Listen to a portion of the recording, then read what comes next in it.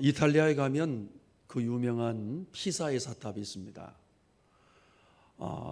이 피사의 사탑은 처음부터 기울어져 만들어진 게 아니라 조사를 해보니까 이 땅 아래층의 토질이 여러분들 불균형으로 인해서 점점 기울어지게 되었습니다. 그래서 이탈리아 정부에서 10년 동안이나 보수공사를 하였지만 바로잡지 못했어요. 그래서 현재도 약 한 5.5도의 그 기울어짐이 지금도 있는 상태에서 딱 멈춘 상태입니다. 참 특이한 상황이죠. 그런데 이처럼 피사의 사탑이 이처럼 기울어졌음에도 불구하고 이 모습 이대로를 유지하고 있는 이유는 무엇일까요? 바로 조사를 해보니까 참으로 기가 막히게도 무게중심을 잘 잡고 있는 거예요. 피사의 사탑의 무게중심이 기가 막히게도 그 피사의 사탑을 지탱하는 안쪽 방향을 향해서 잘 기가 막히게 위치했기 때문에 여러분들 흔들리지 않고 넘어지지 않는다는 것이죠. 바로 무게중심이, 그 잘 잡혀진 무게중심이 이처럼 피사의 사탑을 그 모습 그대로 기울어진 상태로 넘어지지 않게 하고 있다는 사실이에요. 이처럼 무게중심을 잡는 일은 무엇던 일보다도 중요한 일인데요. 특히 어린아이들이, 여러분들 갓난 어린아이들이 태어나서 이제 걷기 시작할 때 아장아장, 그리고 자전거를 또 우리가 배울 때 많이 넘어지게 되는데요. 넘어지는 이유가 무엇일까요? 중심을 잘 잡지 못하기 때문에.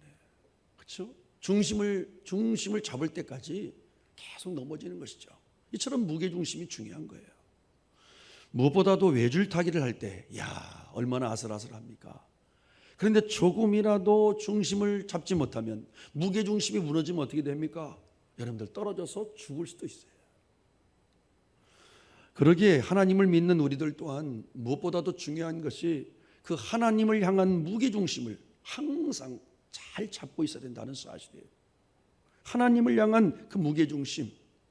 왜냐하면 그래야 어떠한 풍파가 불어오고 어떠한 우리 삶에 여러분 우여곡절이 닥쳐도 넘어지지 않기 때문이에요. 넘어지더라도 다시 일어설 수 있기 때문이라는 사실이에요. 마치 무게중심이 있어서, 이 아랫부분에 여러분들 무게중심이 있어서 아무리 세게 던져도, 아무리 흔들어도 넘어질 듯 하다가 다시 일어서는 오뚜기처럼 말이에요.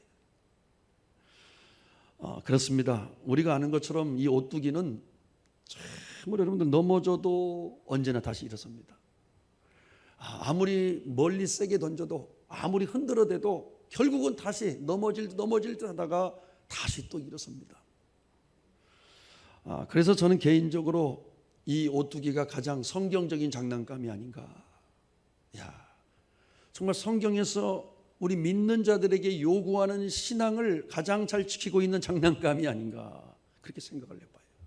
오뚜기. 그렇습니다. 우리 사람은 누구나 다 넘어집니다. 넘어지지 않는 사람은 없어요. 다 넘어집니다. 특히 어린아이는 여러분 2000번 이상 넘어져야 걷는 법을 비로소 배운대요. 그런다고 할 때 우리네 인생의 성패는 어디에 달려 있냐면 이렇게 말할 수 있어요. 우리가 넘어졌을 때 우리가 얼마나 잘 일어날 수 있는가.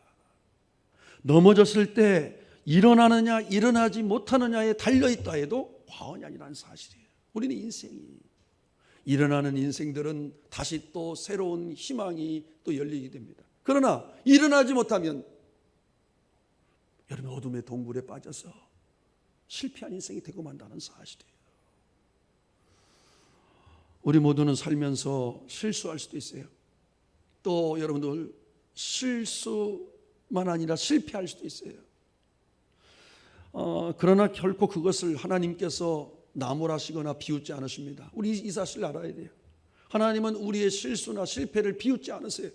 대신 심각한 죄를 지었을 때 그 죄를 회개하고 일어나서 오뚜기처럼 다시 일어나기를 하나님은 원하신다는 사실이에요. 하나님이 원하시면 그거예요.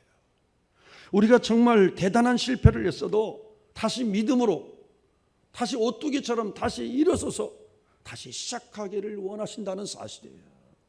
이게 우리 하나님이에요.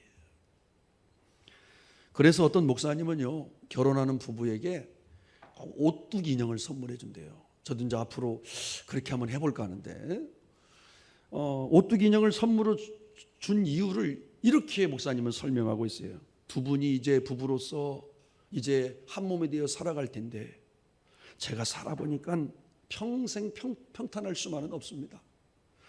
정말 사노라면 언젠가는 실수할 수도 있고 좌절할 수도 있고 정말 이해할 수 없는 고난 앞에 설 수도 있고, 그리고 서로 심하게 다툴 수도 있습니다. 그럴 때마다 오뚜기처럼 다시 일어서십시오. 다시 일어서라는 뜻에서 드립니다. 그러면서 뒷면에 다음과 같은 성경 구절을 적어준다고 합니다. 잠언 24장 16절 말씀인데 함께 읽겠습니다. 대저 시작. 대저 의인은 7번 넘어질지라도 다시 일어나려니와 악인은 재앙으로 인하여 엎드러지느니라. 이처럼 여러분들, 믿는 사람들도 넘어집니다. 그리고 불신자들, 믿지 않는 사람들 넘어집니다. 그렇다고 할 때 정말 하나님을 믿는 우리가 믿지 않는 불신자와의 차이점이 무엇입니까? 바로 믿는 사람들은 오뚜기처럼 넘어져도 다시 일어선다는 거예요. 이것이 차이입니다. 왜냐하면 하나님께서 붙드시기 때문이에요.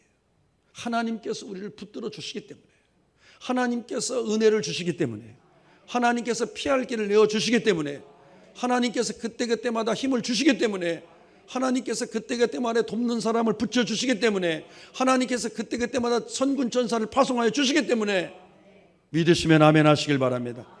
그래서 오늘 다윗은 이렇게 고백한 거예요. 시편 37편 24절 오늘 말씀 크게 읽겠습니다. 그는 시작. 그는 넘어지나 아주 엎드러지지 아니함은 여호와께서 그의 손으로 붙드심이로다. 오늘 이 다윗의 고백은요, 언제 지어졌냐면 이제 다윗의 나이 60이 넘은 노년기에 이제 인생을 정리하면서 오늘 이 시를 지었다고 추정하고 있어요. 누구보다도 여러분들 인생을 살면서 많이 넘어지고 넘어질 뻔했던 사람 다윗이었어요. 왜? 참으로 누구보다도 적이 많았어요. 누구보다도 다윗은 참으로 고난이 많았어요. 이해할 수 없는 상황에 누구보다도 많이 직면했던 사람 다윗이었기에 정말 누구보다도 넘어지고 넘어질 뻔했던 그러한 횟수가 많았던 사람 다윗이었기 때문이에요. 그런데 다윗은 다윗을 가장 심하게 넘어지게 했던 게 뭐였냐면, 여러분들, 다윗을 가장 심하게 넘어지게 했던 게 뭐냐면 바로 이것이었어요. 의인이 고난을 당하고 악인이 형통하고 번영하는 문제 때문이었어요. 이것은 여러분들, 저와 여러분들도 마찬가지예요. 정말 우리가 여러분들, 의인은 고난을 당하고 의인은 정말 되는 일마다 잘 안 되고 저 악한 자들이 형통하고 번영하는 걸 보게 될 때, 아무런 문제가 없이 형통하고 형통하는 걸 보게 될 때 과연 하나님은 살아계시는 건가? 과연 하나님께 살아계시다면 어떻게 저런 자를 그냥 내버려 두시는 건가? 라고 하면서 넘어진다는 거예요. 바로 다윗은 여러분들 인생을 살면서 그런 일들을 한두 번 겪은 게 아니었어요. 그때마다 여러분들 넘어질 뻔했어요. 또 넘어진 적도 있어요. 그런데 다윗은요, 이처럼 오뚜기가 되었던 이유가 뭐냐면 한 가지를 발견했어요. 그게 무엇인가 하면 악인은 반드시 망한다는 사실이었어요. 악한 자는 반드시 죗값을 지불하게 되어 있다는 사실을 그의 인생을 통해서 눈으로 직접 목격했어요. 그러면서 그는 여러분들, 악인이 번영하는 것 때문에 어느 순간부터는 이제는 그는 흔들리지 않았어요. 넘어지지 않았다는 거예요. 하나님께서 반드시 죗값을 지불하시고 악인은 반드시 하나님께서 망하게 하신다는 것을 여러분들 눈으로 목격했던 거예요. 이게 무서운 것이죠. 그래서 오늘 시편 37편 1절을 보게 되면 이렇게 시작하고 있어요. 악을 행하는 자들 때문에 불평하지 말며 불의를 행하는 자들을 시기하지 말지어다. 한마디로 악한 자들로 인해서 흔들리지 마라, 넘어지지 마라 라고 오늘 강조해주고 있어요. 그러면서 2절에서 곧바로 그 이유를 이렇게 말해주고 있어요. 우리 함께 얘기했어요. 2절, 그들은 풀과 같이 속히 배임을 당할 것이며 푸른 채소같이 쇠잔할 것이미로다. 마치 여러분들 시편 1편에서 참으로 다윗이 고백한 내용과 얼마나 동일한지 알 수가 없어요. 우리 시편 1편 4절 6절 말씀 큰 소리로 읽겠습니다. 악인들은 그렇지 아니하며 오직 바람에 나는 겨와 같도다. 그러므로 악인들은 심판을 견디지 못하며 죄인들이 의인들의 모임에 들지 못하리로다. 무릇 의인의 길은 여호와께서 인정하시나 악인의 길은 망하리로다. 와우.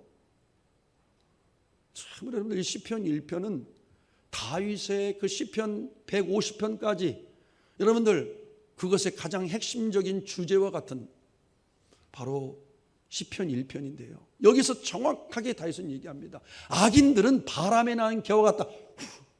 뿌리가 없다는 것이죠.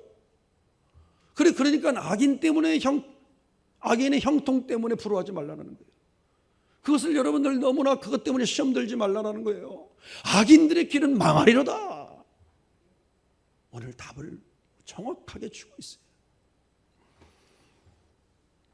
그러기에 오늘 시편 37편을 쭉 보면 다윗은 계속 이렇게 외치고 있어요. 지금 현재 상황과 지금 여건이 어떠하다던 치더라도 그 악한 자들로 인해서 넘어지지 말라. 불평하지도 말라. 시기하지도 말라. 그리고 분노하지도 말라. 대신 하나님을 신뢰하며 하나님께 맡기라. 선을 행하고 하나님께 소망을 두라. 그리고 이제 너희들이 해야 할 일은 그분 앞에서 잠잠히 기다리는 것이다. 인내하면서 잠잠히 기다리는 것이다. 하나님께서 하실 때까지, 하나님께서 하실 수 있도록 너희들은 나에게 맡기는 것이다 라고 오늘 시편 37편은 계속 강조해주고 있어요. 그러면서 악인들 때문에 흔들리지 마라, 악인들 때문에 넘어지지 말라고 오늘 계속 강조해주겠다는 사실이죠. 그런데 이런 다윗에게는요, 여러분들 세 가지 삶의 탁월함이 있었어요. 여러분들, 우리는 이 다윗의 이 세 가지 삶의 탁월함을 배워야 돼요. 바로 이 세 가지가 바로 다윗을 다윗되게 했어요. 무슨 말이냐면 다윗으로 하여금 오뚝이라는 별명을 가지게 했던 디딤돌이 되었던 거예요. 무슨 말이냐면 하나님을 향한 무게중심을 잃지 않도록 해주었던 디딤돌이었어요. 뭐냐? 첫 번째, 어떤 상황일지라도 다윗은 하나님을 힘으로 삼았어요. 자, 그래서 이 다윗의 위대한 고백이 있잖아요. 나의 힘이 되신 여호와여, 내가 주를 사랑하나이다. 나의 힘이 되신 여호와여, 내가 주를 사랑하나이다. 그래서 다윗이 했던 건 뭐냐면 날마다 자신의 힘을 뺐어요. 아침마다 날마다 자신의 힘을 빼고 여러분들 하루를 시작했어요. 그럴 때마다 어떤 일이 있었냐? 하나님께서 힘이 되어 주셨어요. 하나님께서 힘이 되어 주셨어요. 그래서 그 엄청난 일들을 이겨내고 감당해낼 수 있었던 거예요. 두 번째, 늘 하나님 말씀이 삶의 기준이었어요. 그래서 시편 1편에서도 누가 복 있는 자라고 얘기하고 있습니까? 주야로 하나님의 말씀을 묵상하는 사람, 주야로 하나님의 말씀을 사랑하고 그 말씀에 순종하기 위하여 귀를 쫑긋 세우고 하나님의 말씀을 실천하기 위하여 여러분들 살아가는 사람, 바로 이 사람이 여러분 하나님의 말씀이 기준인 사람, 이 사람이 복이 있는 자라고 얘기해주고 있다는 사실. 더 나아가서 우리가 아는 것처럼 시편 119편에서는 바로 이 하나님의 말씀이 내 발의 등이요 내 길의 빛이니이다 라고까지 다윗은 고백하고 있다는 사실이죠. 세 번째, 날마다 하나님께 아뢰고 물었어요. 날마다 하나님께 아뢰고 물었어요. 왜 그랬을까요? 이 다윗에게 있어서 가장 소중한 것은 하나님의 뜻이었기 때문에, 무엇보다도 중요한 것은 하나님의 뜻이었기 때문에 그는 여러분들 날마다 하나님께 여러분들 아뢰고 물었다는 거예요. 그래서 결국은 이 다윗은 어떤 상황일지라도 넘어질 뻔했고 또 넘어진 적도 있지만 그는 다시 오뚜기처럼 하나님을 선택했어요. 하나님을 선택하고 다시 일어설 수 있었다는 사실이에요. 이 세 가지가 여러분들 하나님을 이 중심, 무게중심으로 두도록 만들었던 아주 중요한 세 가지 디딤돌이었다는 사실이죠. 이처럼 우리들에게도 이 다윗과 같이 하나님을 향한 이 무게중심을 잃지 않게 하는 이 세 가지 디딤돌을 저와 여러분들도 장착하셔서 정말 무게중심이 굳건히 우리들 안에 세워져 있어야 되는데요. 왜냐하면 하나님은요, 우리의 겉껍데기보다 저와 여러분들의 이 무게중심, 마음의 중심을 보시고 일하시고 다가오신 하나님이시기 때문이에요. 그래서 우리가 너무나 잘 아는 그 장면이 있잖아요. 바로 사무엘 선지자를 통해서 하나님은 이제 이새의 아들 가운데에서 사울의 뒤를 이어서 이제 그 일을 감당할 왕을 세우라고 사무엘 선지자에게 특명을 내렸어요. 그래서 사무엘 선지자가 이제 이새의 집에 가보니까 어때요? 눈에 확 띄는 큰아들이 있었어요. 너무나 준수하고 키도 크고 모든 것들이 다 갖춰진 것 같았어요. 보기에 엘리압이라는 큰형이었어요. 그래서 그를 점을 딱 찍었어요. 그러자 곧바로 하나님께서는 이 사무엘 선지자에게 이렇게 말씀하시는 장면이 우리 사무엘상 16장 7절 말씀 함께 계신 여호와께서 시작. 여호와께서 사무엘에게 이르시되 그의 용모와 키를 보지 말라. 내가 이미 그를 버렸노라. 내가 보는 것은 사람과 같지 아니하니 사람은 외모를 보거니와 나 여호와는 중심을 보느니라 하시더라. 그래서 결국은 여러분들 그 장소에 있지도 않았던 막내 다윗에게 기름을 붓도록 하셨다는 사실이에요. 참 놀라운 일이죠. 그렇습니다. 사람들은요, 저를 포함해서 우리 모두는 사람의 중심 속에 무엇이 있는지 잘 알지 못해요. 그러나 우리 하나님은요, 기가 막히게 하세요.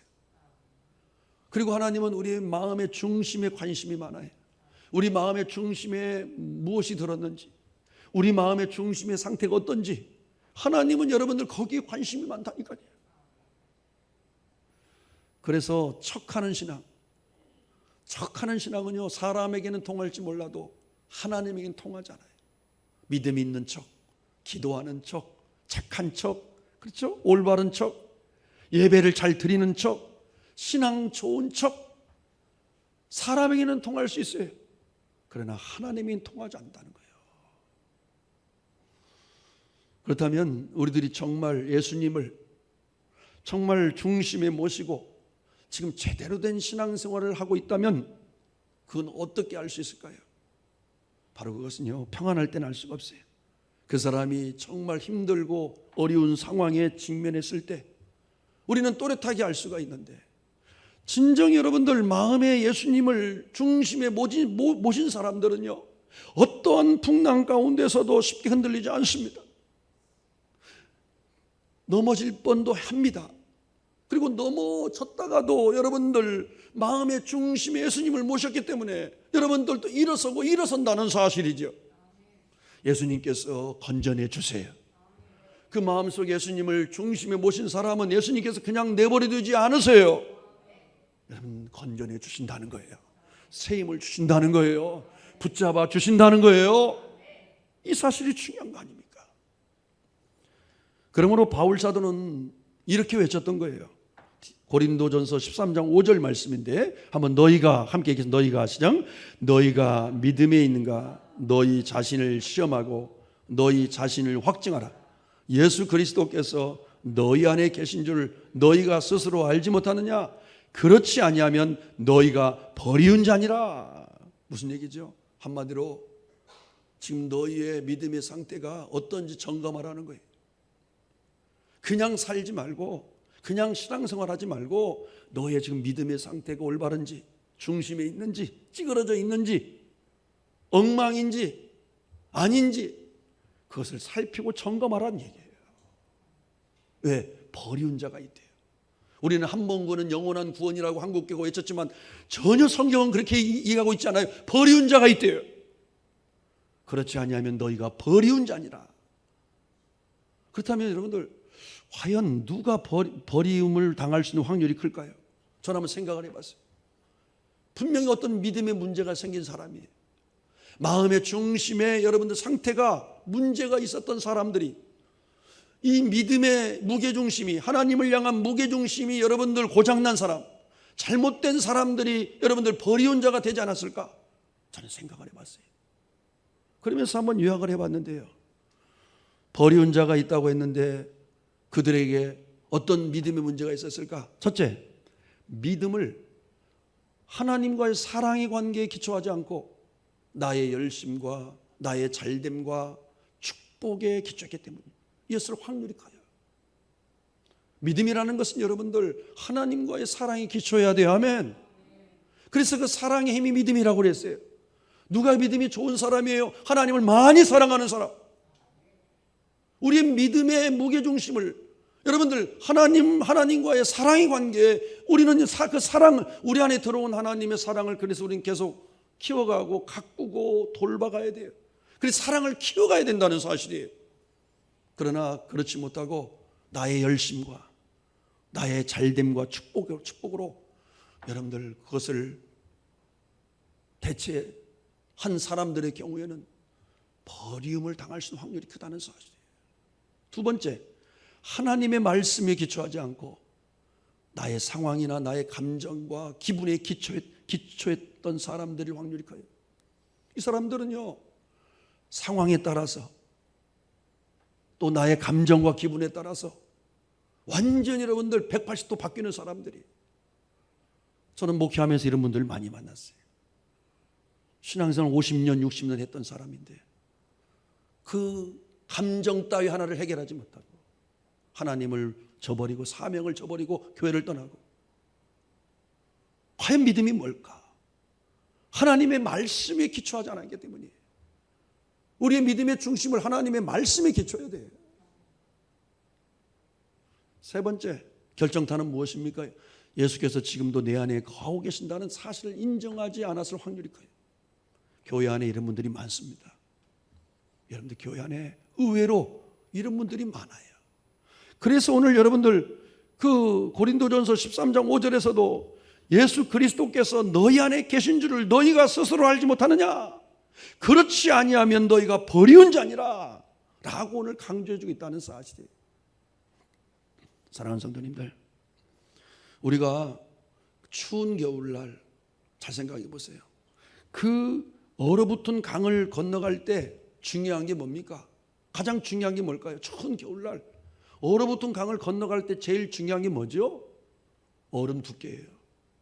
왜냐하면 이 얼음 두께가 몇 미터 되면요, 탱크도 지나가는데 여러분들 두려움이 있을 수가 없는 거죠. 그러나 살얼음판이면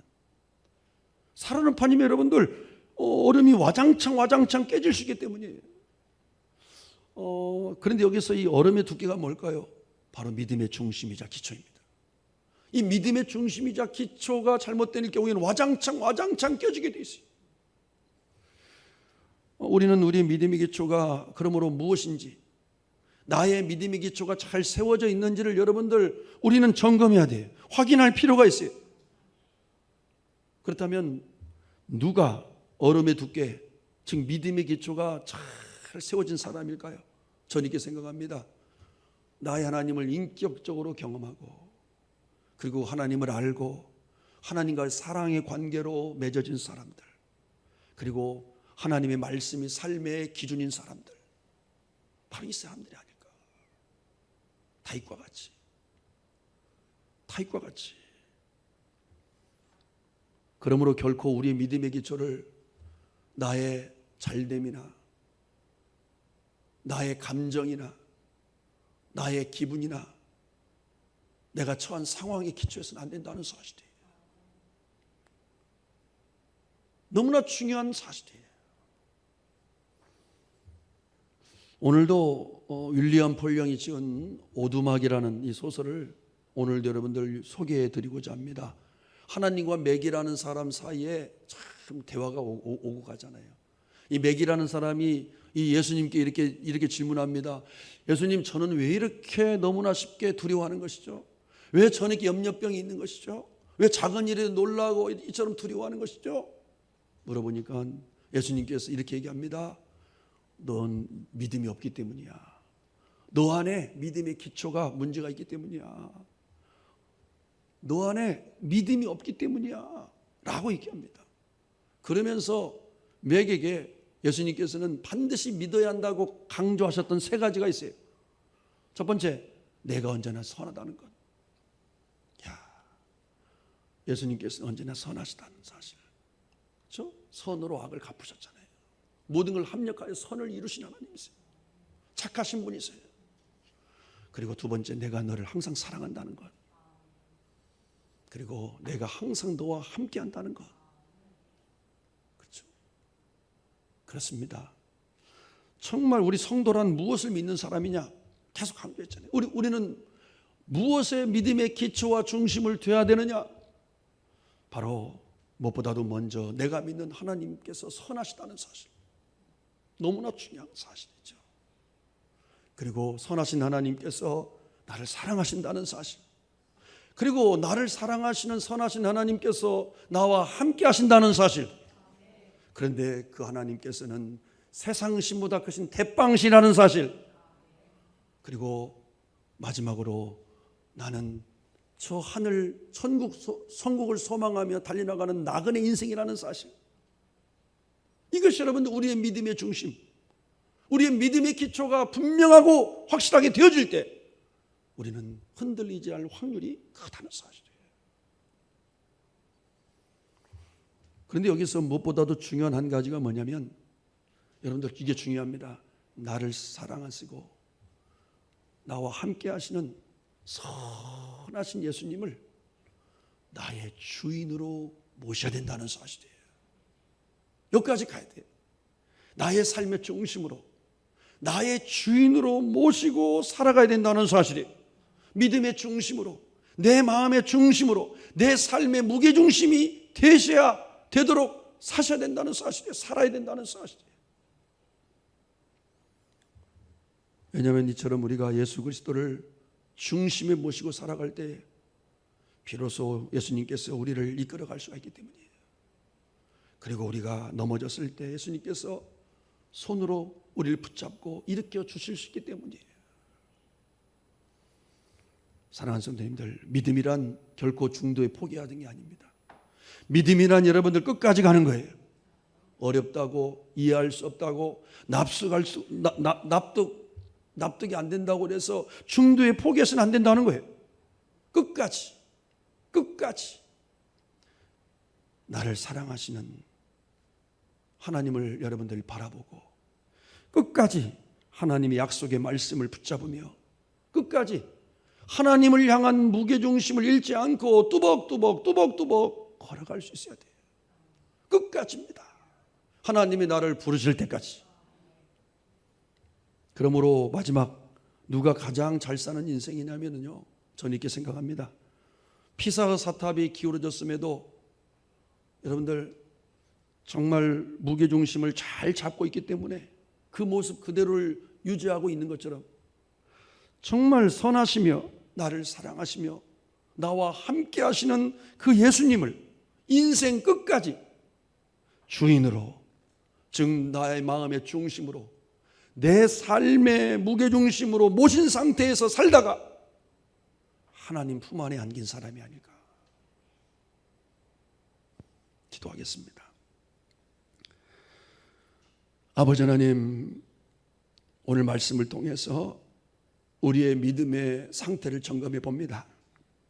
과연 나의 믿음의 기초, 나의 마음의 중심, 나의 삶의 중심이 어떤 상태인지를, 누구인지를 오늘 말씀을 통해서 다시 점검하게 하여 주옵소서. 그래서 다윗처럼 넘어지나 아주 엎드리지 아니하면 여호와께서 그의 손으로 붙드심이로다 고백할 수 있는 우리 모든 성도들 다 되게 하여 주옵소서. 예수님 이름 받들어 기도드리옵나이다. 아멘. 다 함께 일어나셔서 우리 오늘 말씀 우리 결단하면서 오직 믿음으로 살겠습니다. 고백하며 주님 앞에 나아갑시다.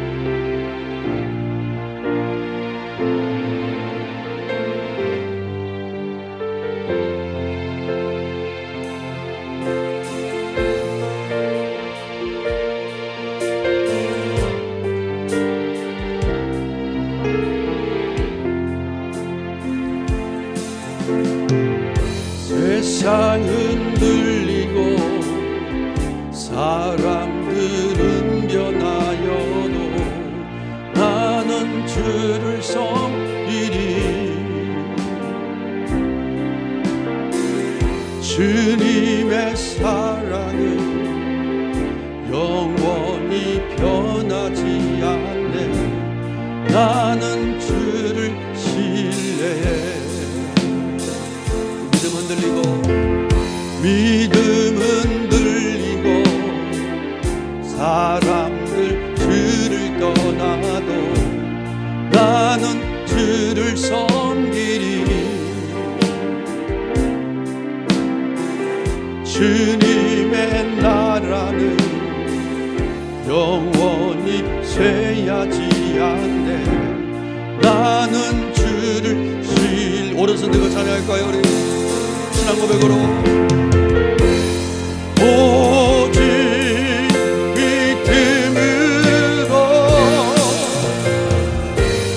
믿음으로 내가 살리라. 오직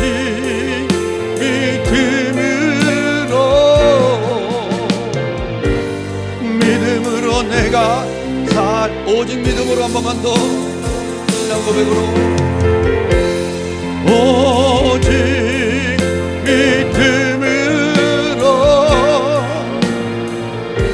믿음으로 내가 살리라. 오직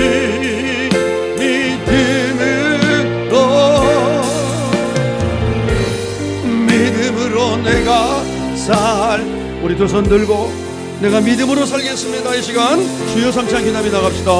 주여 주여 주여. 아버지 하나님을 말씀에 반응합니다. 주여 아버지 하나님 아버지 믿습니다. 주여 아버지 하나님 믿음에게 드렸습니다. 주여 아버지 하나님 아버지를 알겠습니다. 주여 아버지 하나님 믿음 봉사하겠습니다. 주여 아버지 하나님 아버지 믿음해 주시고 아버지 하나님의 사랑과 하나님의 아버지 말씀과 주여 아버지 하나님의 예수 그리스도의 믿음입니다. 주여 아버지 하나님 아버지 믿으시고 아버지 앞에도 흔들리지 않게 하시고 견고히 서서 나아가게 하여 주옵소서. 주여 아버지 믿고라고 합니다. 아버지 하나님 아버지 시열라바더라 주여 라바더라 오히려리어리어스 아버지 라바더라 오히려리어리어스 아버지 라바더라 오히려리어리어스 아버지 라바더라 오히려리어리어스 아버지 라바더라 오히려리어스 아버지 하나님 아버지 주여 아버지 하나님 아버지 아버지 하나님 아버지 시열라바더라 오히려리어스 주여 아버지 하나님 아버지 시열라바더라 오히려리어스 오직 믿음으로 오직 믿음으로 그렇습니다. 주님 믿음으로 내가 살리라. 오직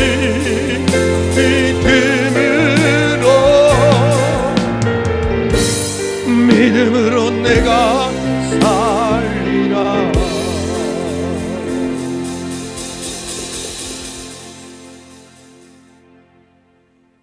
너희가 믿음에 있는가? 너희 자신을 시험하고 너희 자신을 확증하라. 예수 그리스도께서 너희 안에 계신 줄을 너희가 스스로 알지 못하느냐? 이제는 길과 진리요 생명 되신 믿음의 선구자이자 주님이신 예수 그리스도의 은혜와 하나님 아버지의 말로 닿을 수 없는 그 크나신 사랑하심과 오늘도 우리 아래 영으로 내주하셔서 오늘도 우리가 들어야 될, 오늘도 내가 들어야 될, 오늘도 하늘의 음성을 듣게 하시고 결단케 하시는 성령님의 은총이 우리 일법에 참석하신 사랑하는 성도들 한 분 한 분 머리머리와 저들의 가정과 일터 위에 우리 사랑하는 모든 자녀들 자손들 머리머리 위에 이 나라 이 민족 위에 세기를 여는 교회 위에 특별히 이제 또 사명을 또 지고 하나님 무간다로 선교지로 출국하신 우리 고강영 우리 선교사님 그 사역 현장 위에 지금부터 영원까지 함께 하옵시기를 간절히 죽어나옵나이다. 아버지